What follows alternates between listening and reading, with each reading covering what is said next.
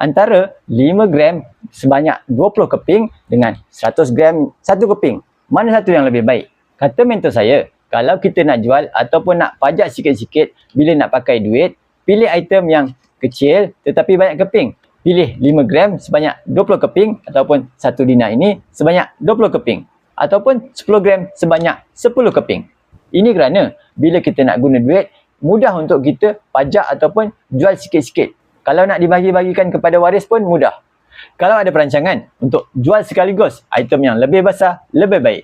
Contohnya, nak tunaikan haji, boleh kumpul sekeping 100 gram ataupun 2 keping 50 gram. Untuk item-item yang besar ini, kita boleh jimat cas premium dan spreadnya juga lebih nipis. Dengan erti kata lain, item-item besar ini lebih cepat untung. Kalau tak pasti untuk kegunaan masa depan, item-item kecil banyak keping lebih baik. Item-item kecil yang dimasukkan dekat sini adalah 1 dinar dan juga 5 gram. Item ini walaupun kecil, tapi ada nilai pelaburan yang tinggi. Untuk item yang lebih kecil daripada 1 dinar dan 5 gram ini, item-item tersebut adalah lebih kepada koleksi. Kos untuk dapatkannya lebih tinggi, untuk dapatkan keuntungan pun lebih lama. Jadi, sekian tuan-puan nak saya bantu untuk dapatkan 1 dinar ataupun 5 gram seperti ini, tuan-puan boleh hubungi saya ataupun boleh klik profil daftar akaun secara percuma dan saya akan bimbing tuan-puan sebaiknya.